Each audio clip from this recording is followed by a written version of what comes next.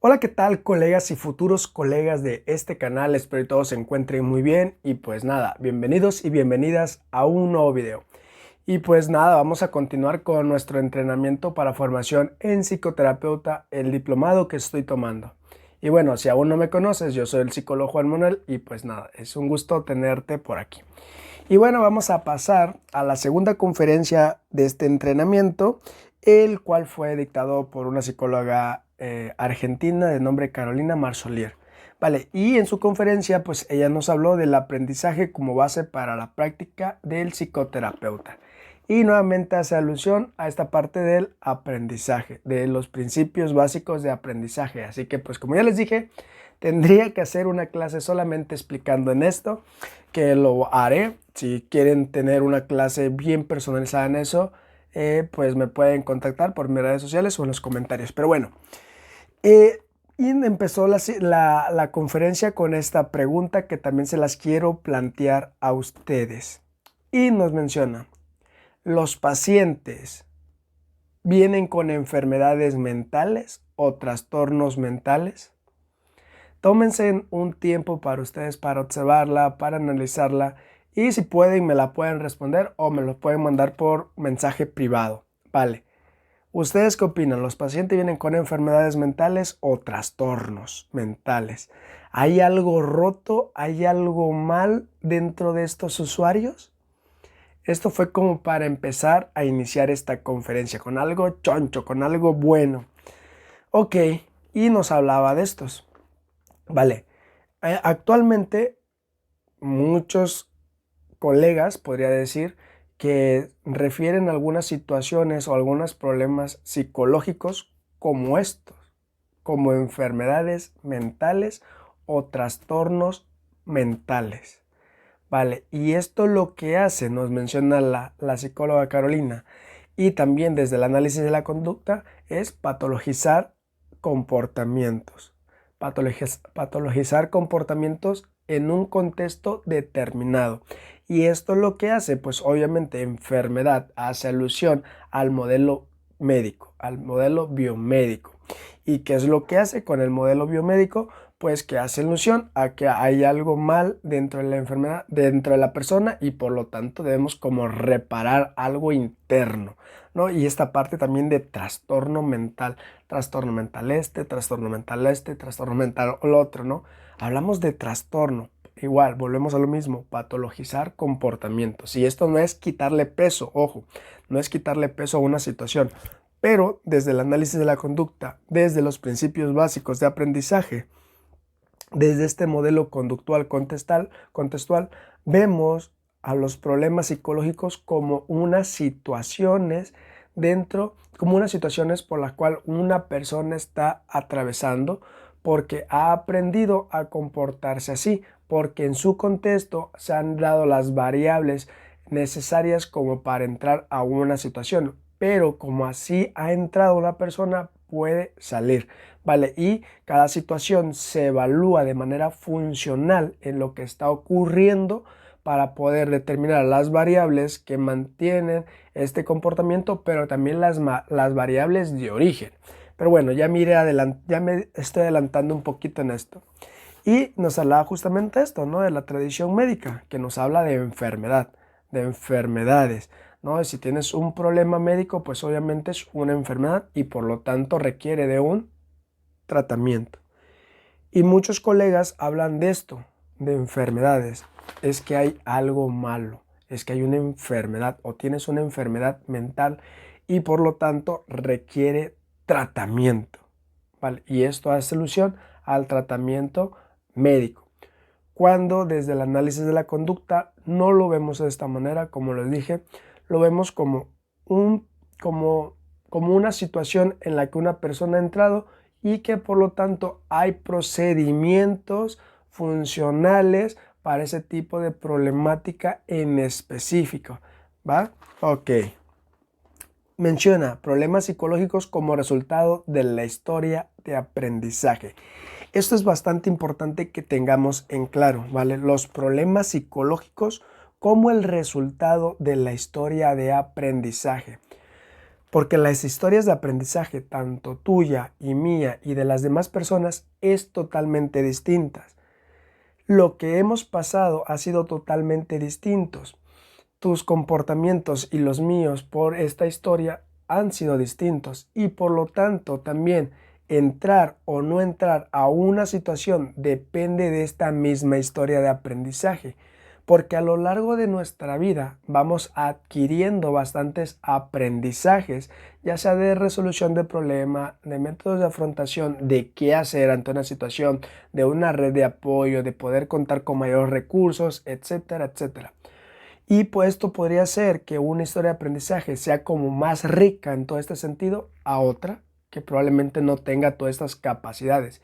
Y por lo tanto, como una sí tiene todos estos recursos y otra no, pues hay mayores probabilidades de que esta persona pueda caer en una situación porque no tiene todos estos recursos. Y por eso es bastante importante esto. Problemas psicológicos como resultado de la historia de aprendizaje. No es la única variable, claro está, pero también cuando hacemos una evaluación es bastante importante ver esto, la historia de aprendizaje, la historia de vida, lo que ha sido esta persona a lo largo de su vida con X o Y situaciones en específicas. Va. Y bueno, algo también que nos hablan en esta conferencia es sobre la manera de intentar disminuir el sufrimiento en determinados ambientes. Vale, la manera de intentar disminuir el sufrimiento en determinados ambientes. Muchas veces esto mismo, el tratar de controlar situaciones, este hecho de tratar de escapar, de tratar de evitar el sufrimiento, esto nos genera enrollarnos en esta misma situación. Me voy a ir explicando para que no todo sea como, ¿de qué estás hablando, Juan? No te logro entender. Nos ponía un ejemplo, ¿no? En esta conferencia sobre ansiedad social o esta etiqueta llamada ansiedad social, ¿no? Que una persona pueda ser introvertido en el sentido de comportamientos que le cueste relacionarse con otras personas, hablar, interactuar, mantener conversaciones, observar a las personas, etcétera. Una serie de comportamientos en específico. Ok, muchas veces, por ejemplo, nos pone este ejemplo, ¿por qué? ¿Cuál es el origen? ¿Cómo lo ha aprendido? Bueno, tenemos que ver esta parte de la historia de aprendizaje del individuo, del contexto en el cual esta persona ha vivido, ¿vale? Y podemos determinar justamente esto, de qué tanto habilidades de afrontamiento, qué tantas habilidades en recursos de habilidades sociales tiene o posee esta persona y a lo mejor no las logra poseer. Entonces vamos haciendo como esta evaluación. Pero también lo interesante es observar de manera funcional qué es lo que mantiene este comportamiento. Y muchas veces lo que mantiene este comportamiento es justamente esto: intentar disminuir el sufrimiento, intentar disminuir el malestar, tratar de escapar de estas sensaciones, de estos pensamientos, de esta incomodidad, tratar de evadir, tratar de escapar, tratar de evitar, ¿vale? Y cuando hacemos esto a corto plazo, el malestar disminuye. Pero a largo plazo nos vamos enrollando y vamos encontrando otra forma de comportarnos que a largo plazo pues ya no es la más saludable. Entonces esa es una manera funcional de poder observar y de poder explicar un comportamiento de una manera funcional, ¿vale? Y dejamos de un lado esta parte de enfermedades o esta parte de trastorno mental o es de tratar de decir que algo está roto dentro de la persona o que hay algo mal de la persona, sino tratar de comprender el contexto de esta persona, las variables de origen y mantenimiento que están ya sea elicitando estos comportamientos y manteniéndolos. Y por eso es bastante interesante y bonito esta parte del análisis funcional.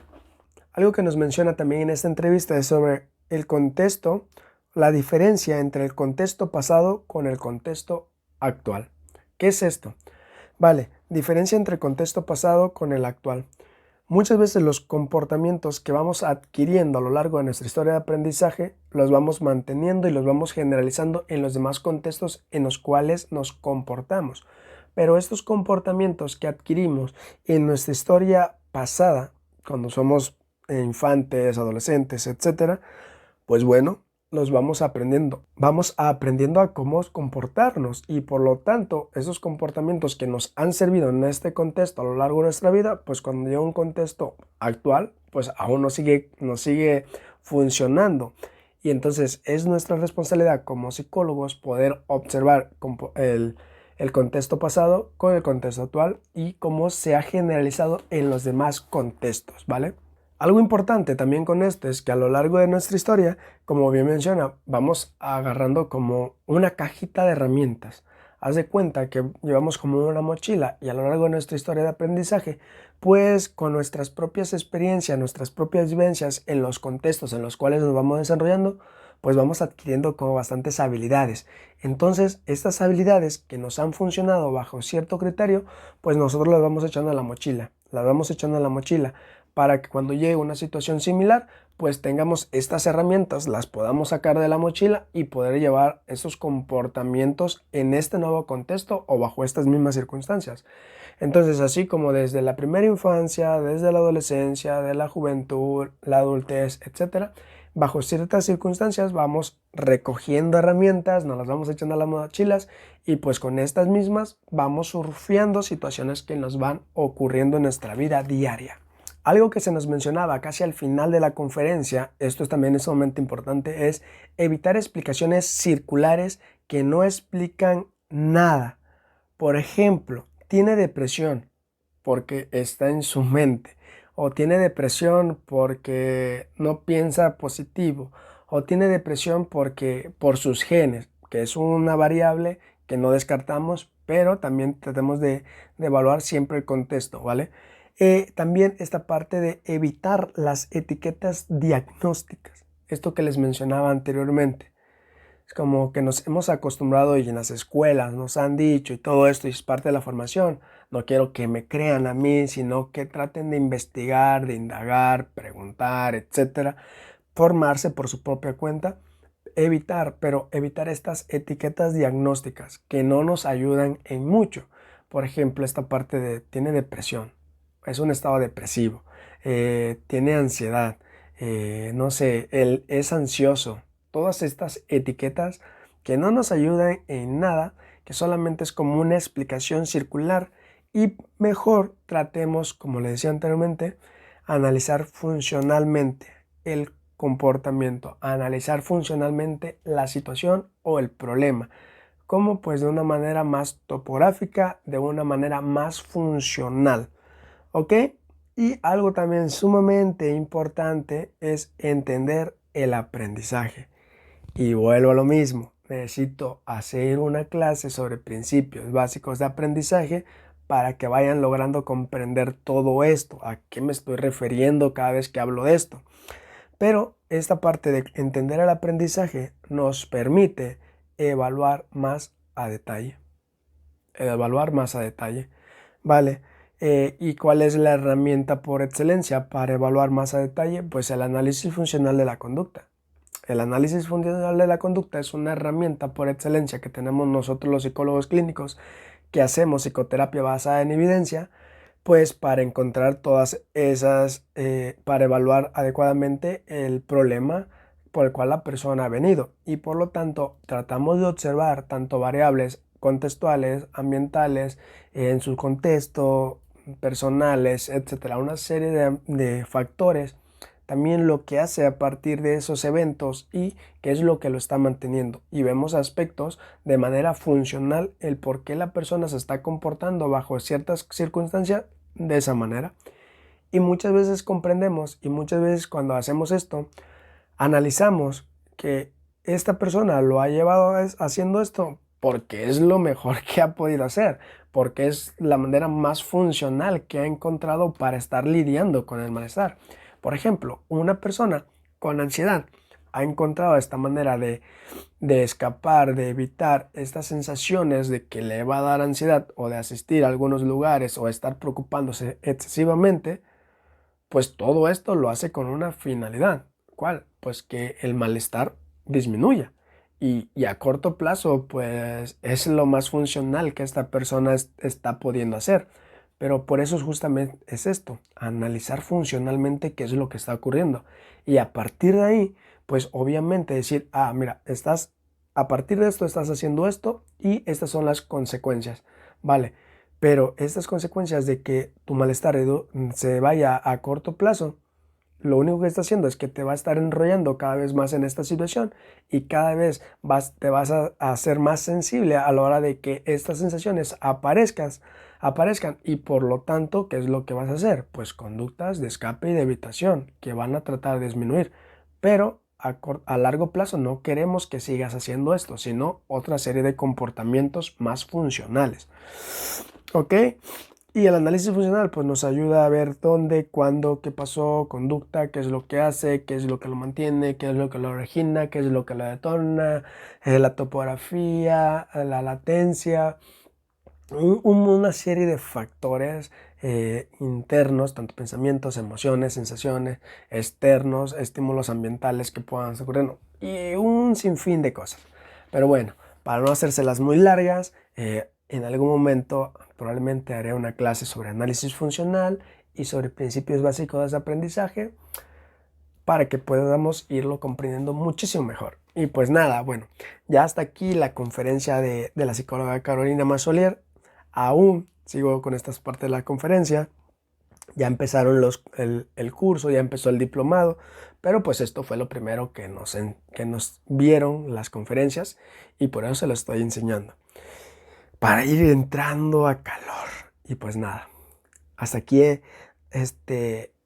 nueva conferencia, este nuevo entrenamiento. Espero y los videos vayan siendo de mucha ayuda. Si tienen dudas, no duden en escribirlas. Y pues nada, nos vemos en los próximos videos. Que se encuentren muy bien. Un fuerte abrazo. Cuídense mucho.